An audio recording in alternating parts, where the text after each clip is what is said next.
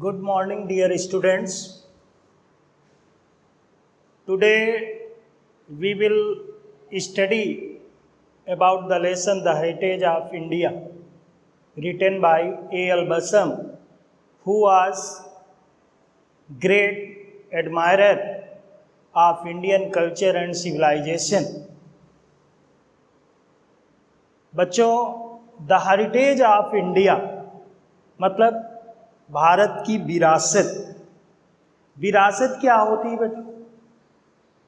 वो चीज़ जो हमें अपने फोर फादर से, अपने पूर्वजों से एज अ गिफ्ट हमें प्राप्त हुई है हेरिडिटी में, उसे हम विरासत कहते हैं, जिसके लिए हमें कुछ पे नहीं करना पड़ता, पैसे रुपए नहीं खर्च करने पड़ते। हमारे पूर्वजों से जो चीज़ हमें एज अ गिफ्ट मिलती है। यहाँ पर हमारी भारतीय संस्कृति को हमारे पूर्वजों ने क्या दिया है? हमारे पूर्वजों ने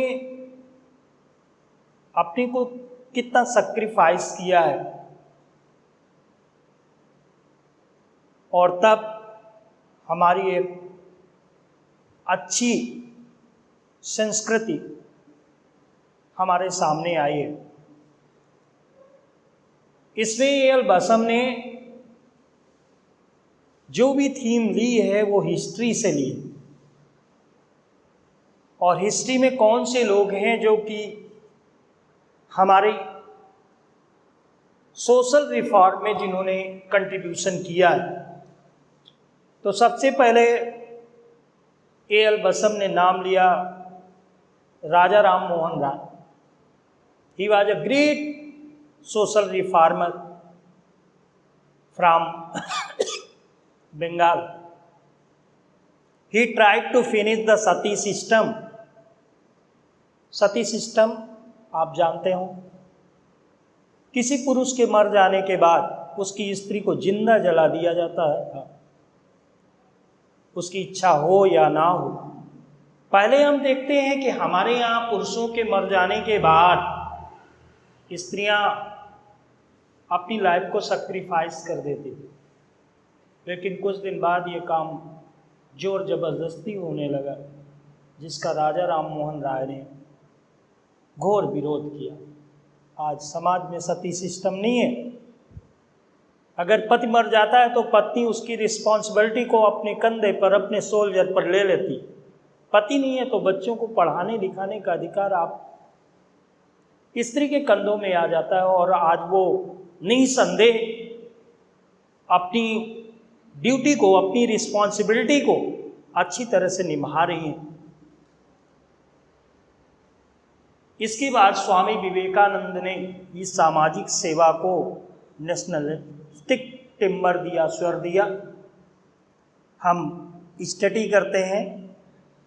Ram Mohan Roy had sounded the theme with his passionate advocacy of social reform. Raja Ram Mohan Roy ने नए युग का सूत्रपात किया। In other word you can say that he advocated social reform। वकालत की, एडवोकेसी की, समाज सुधार की। मैंने पहले बता दिया है कि राजा राम मोहन राय ने सोशल रिफॉर्म के लिए बहुत कुछ किया, समाज सुधार के लिए बहुत सा कार्य किया। He was the first man in Indian history who spoke about sati system. He opposed sati system and tried, he did his best to finish this devil. This devil Sati system रूपी राक्षस को खत्म करने का प्रयास किया। राजा राम मोहन राय ने अपनी आवाज दी, प्रचंड वकालत की, सोशल रिफॉर्म की। Swami Vivekananda repeated it with a more nationalist timbre. Swami Vivekananda, a great saint, repeated it, saying that social service is to serve a great mother, that is India. समाज की सेवा करना देश की सेवा। इस स्वर को राष्ट्रीय स्वर दे दिया, राष्ट्रीयता भर दी। When he declared, जब उन्होंने घोषणा की, that the highest form of the service of the great mother was social service, जब उन्होंने कहा कि भारत माता की सेवा करना, समाज सेवा करना, भारत माता की सेवा करना, समाज के दबे कुचले शोषित लोगों की सेवा करना ही देश की सेवा करना है, उसी बात को समाज सुधार को एक नेशनलिस्टिक टिम्बर दिया, स्वर दिया। इसके बाद बहुत से लोगों ने समाज सुधार काम किया। उनमें से मेन नाम आता है, मेन नेम है Mohandas Karamchand Gandhi. Other great Indians, chief of whom was Mahatma Gandhi, developed the theme of social service as a religious duty। Mahatma Gandhi ने समाज सेवा को हमारा धर्म बताया। उन्होंने कहा कि we should serve all the human beings without caring of their caste, creed, color and language, without any distinction we should serve all human beings। बिना भेदभाव के हमें सभी भारतीयों की, सभी लोगों की सेवा करनी चाहिए। जाति, धर्म, वर्ग, वेशभूषा इसको ध्यान में ना देते हुए। राष्ट्रीयता की बात स्वामी विवेकानंद ने की, उसी को धार्मिक ड्यूटी कह दिया। समाज सेवा हमारी धार्मिक ड्यूटी है। It mean we should serve all the human beings without caring of their caste, creed, colour and language. And the development continues under Gandhi's successor, और इसका विकास गांधी जी के जो उत्तराधिकारी हैं, सक्सेसर हैं, उनके द्वारा जारी है।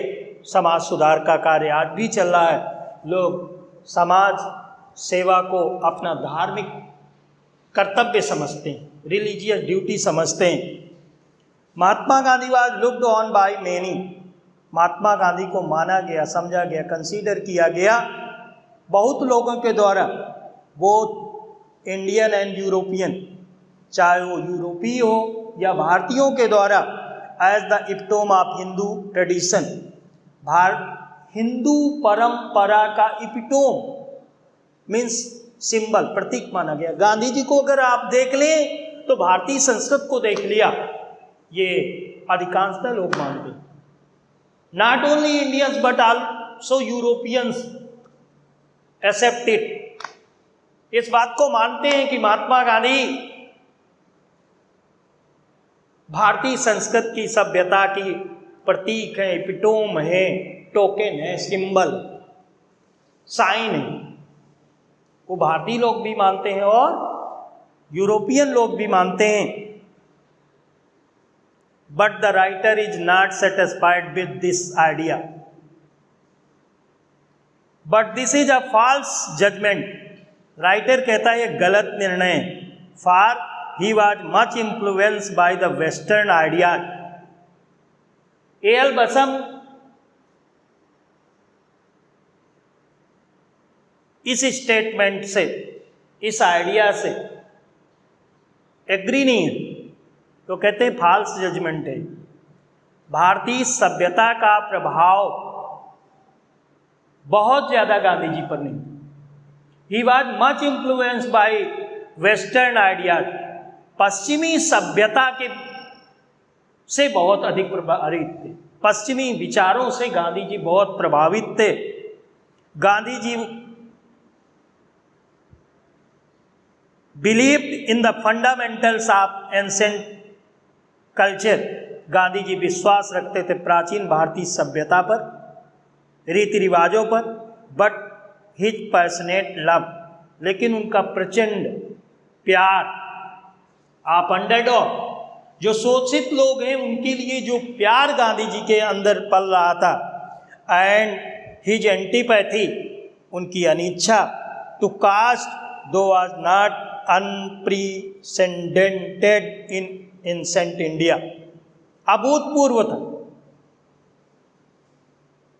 गरीबों के लिए जो उनका प्यार था और जो कास्ट सिस्टम के लिए एंटीपैथी थी, हेट थी उनकी, ऐसा पहले भारतीय हिस्ट्री में कभी देखा नहीं गया।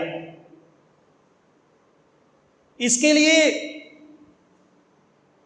वो प्रभावित थे पश्चिमी सभ्यता से। पश्चिमी सभ्यता का उन पर गहरा प्रभाव पड़ा।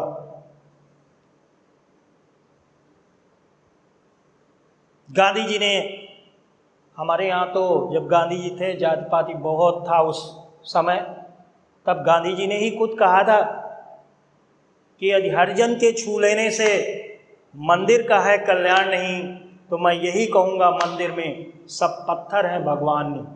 कास्ट सिस्टम के लिए स्ट्रॉन्ग हेट, जाति प्रथा का घोर विरोध, और गरीबों के प्रति जो उनका प्रेम था, ऐसा हिस्ट्री में नहीं देखा। यह अभूतपूर्व था, और इसके लिए वो पश्चिमी सभ्यता के लिए वो ऋणी थे। पश्चिमी सभ्यता के वो ऋणी थे, अर्थात वो पश्चिमी सभ्यता के विचारों से इफेक्टेड थे, प्रभावित थे। Okay, were unorthodox in the stream and owed more to European 19th century liberalism than to anything Indian. भारतीय सभ्यता में जो है उससे कहीं ज़्यादा वो प्रभावित थे 19वीं शताब्दी के यूरोप के उदारवाद मोमेंट के। His faith in non violence, अहिंसा, नॉन वायलेंस, अहिंसा पर उनका विश्वास, was as we have seen, जैसा कि मैंने देखा, by no means typical of Hinduism, हिंदुत्व का नमूना नहीं था जैसा मैंने देखा। It means A.L. बसम ने देखा कि अहिंसा का जो गांधी जी का सिद्धांत था उस पर पश्चिमी सभ्यता का बहुत अधिक प्रभाव था। ऐसा नहीं है कि इसके एग्जाम्पल्स हमारी हिस्ट्री में नहीं है, लेकिन A.L. बसम शायद उन चीज़ों को इग्नोर कर गए। गरीबों के प्रति स्नेह, ऐसा नहीं कि हिस्ट्री में उसके एग्जाम्पल्स नहीं हैं। छत्रपति साहू जी महाराज, जिनका सहयोग बाबा भीमराव अंबेडकर के जीवन में कितना अधिक था, लेकिन ये बात इग्नोर कर दिया A.L. बसम। हाँ, शोषण बहुत हुआ गरीबों का, लेकिन ऐसा नहीं है कि हमारी हिस्ट्री में ऐसे लोग नहीं हुए जिन्होंने गरीबों को सहायता नहीं दी, शरण नहीं दी। बहुत से ऐसे लोग भी थे जिन्होंने जाति पाति का खंडन किया। और वैदिक काल में हम चले जाएं तो राम का एग्जाम्पल सबरी के झूठे बैर खाने तक का मिलेगा। अहिंसा का एग्जाम्पल सिद्धार्थ से भी देख सकते हैं, राजा शिवी से देख सकते हैं, लेकिन यहां पर एग्जाम्पल केवल राइटर ने हिस्ट्री से लिया है। ओके,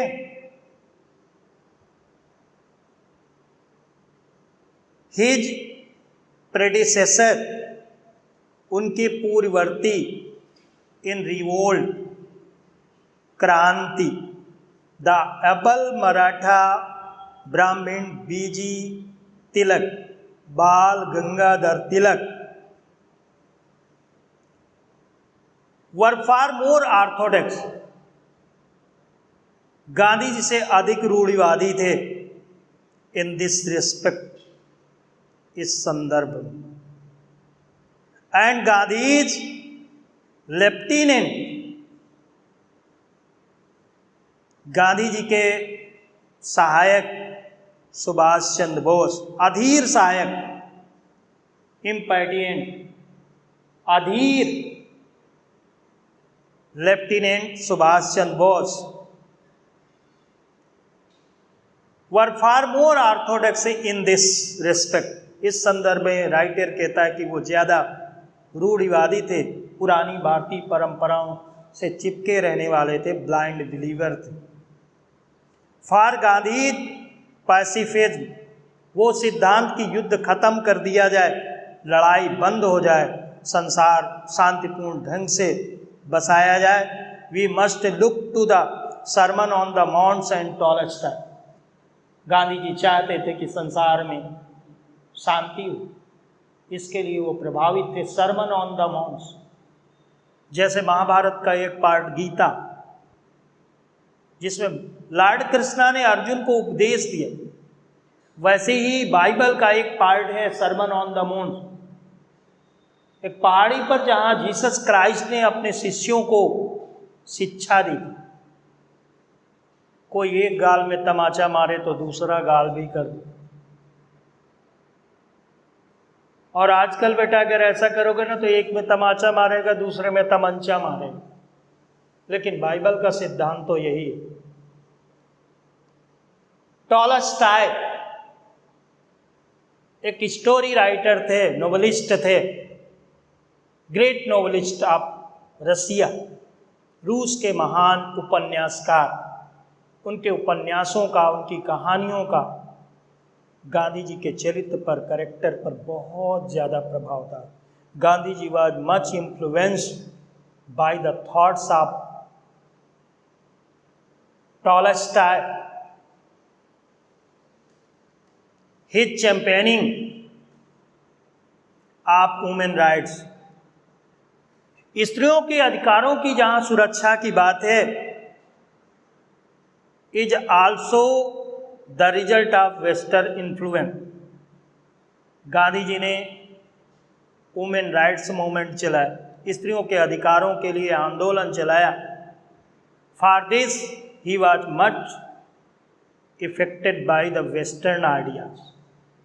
पश्चिमी देशों में उन्होंने देखा स्त्रियां कंधे से कंधे मिलाकर पुरुषों के साथ हर क्षेत्र में चल रही हैं। गांधी जी ने कोई नई चीज नहीं की। आपने पढ़ा होगा, he went to England for higher study. Higher study के लिए वो इंग्लैंड गए और जो कुछ वहाँ देखा वही चीज़ अपने देश में भी लागू करने की उन्होंने कोशिश की। वहाँ कास्ट और क्रीड सिस्टम था नहीं, तो गांधी जी ने सोचा कि भारत में क्यों नहीं हो सकता, भारत में भी ऐसा, और वही किया। He tried to finish the caste system. He also tried to give more rights to our women. Our women, as you can say, women of India. स्त्रियों के अधिकारों में वृद्धि करने की वो हमेशा एडवोकेसी करते रहे। इस पर इफेक्ट वेस्टर्न आइडियाज का। इन हिज सोशल कॉन्टेक्ट, उनके सामाजिक संदर्भ में, in his social context he was always rather an innovator than a conservative. Innovator सुधारवादी, कंजर्वेटिव रूढ़िवादी। गांधी जी कंजर नहीं थे, कंजर जानते हैं ना, हाँ, घिसी पिटी परंपराओं में चिपके रहने वाले लोग। इनोवेटर थे, नई नई ट्रेडिशन को अपनाने के लिए वो तैयार थे, सुधारवादी थे वो। You can say that he was always ready to adopt new customs and systems on the basis of argument. तर्क के आधार पर नई विचारधारा, नई परंपरा, कस्टम सिस्टम को अडॉप्ट करने के लिए हमेशा गांधी जी तैयार रहे। अपनी पुरानी ब्लाइंड जो बिलीफ्स हैं, हमारी जो ट्रेडिशंस हैं, कस्टम्स हैं, इंडिया के प्रोग्रेस के लिए उनको छोड़ने के लिए हमेशा वो एग्री थे, लोगों को इंस्पायर करते रहे। ये पुरानी बातें छोड़ करके हम तर्क के आधार पर नई परंपरा, नए विचारों को अगर अपनाएंगे तो हमारा देश बहुत तेजी से प्रोग्रेस करेगा। दो सम ऑफ हिज कलीग, यद्यप उनके कुछ साथी, उनके फ्रेंड्स थे, ये सोचा करते थे, thought his programme was limited, ये माना करते थे कि उनका प्रोग्राम लिमिटेड है, एक सीमित दायरा है, सोशल रिफॉर्म टू स्लो, और उनका समाज सुधार का ये जो प्रोग्राम है वो लिमिटेड ही नहीं, बहुत स्लो भी, बहुत धीरे चल रहा है। But he succeeded in shifting the whole emphasis of Hindu thought toward the popular and equilibrium social order in place of the hierarchy of caste, class and caste, following up the work of many less well-known 19th century reforms. Gandhi ji and his followers of the Indian National Congress have given new orientation and new life to Hindu culture after centuries of stagnation. उनका programme भले ही limited रहा हो, उनका मतलब गांधी जी का, उनके followers का, और स्लो रहा हो, फिर भी वो बदलने में सफल रहे। पूरे बल को एक जगह स्थापित करके जो भारत में चल रही वर्ण व्यवस्था, जाति व्यवस्था को समाप्त करने में पूरी तरह से सफल रहे। उनके बाद जो बहुत फेमस नहीं हुए लीडर्स 19th सेंचुरी के सोशल रिफॉर्मर्स थे, और गांधी जी के साथ इंडियन नेशनल कांग्रेस के जो मेंबर्स थे, उन्होंने भारतीय संस्कृत को, भारतीय सभ्यता को न्यू ओरिएंटेशन दिया, न्यू डायरेक्शन दिया। न्यू डायरेक्शन देने में सक्सीड हुए, सफल हुए। सेंचुरी से जो हिंदू कल्चर, हिंदू संस्कृति जो ठहरी हुई थी, एक जैसा वातावरण हमें देखने को मिलता था, एटमॉस्फेयर को, एक स्टैग्नेंस, एक सरांध हो गया था, एक निष्क्रिय कल्चर हमें देखने को मिल रहा था। Gandhi ji and his successors, his followers succeeded in changing the whole face of India. He gave more power, more force to the weak. So, India got power.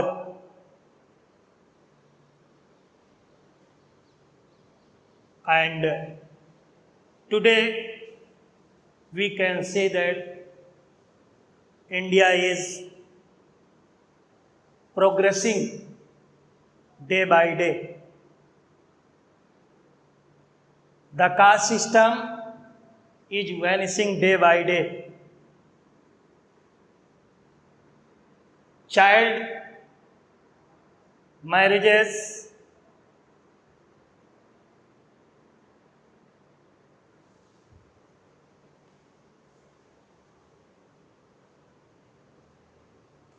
stopped, and the golden doors of progress and property of temples are open to all. Gandhi ji के प्रयासों से भारतीय संस्कृति को नई दिशा मिली है। आज भारत दिन दूनी रात चौगुनी प्रोग्रेस कर रहा है। Okay, bye bye, take care.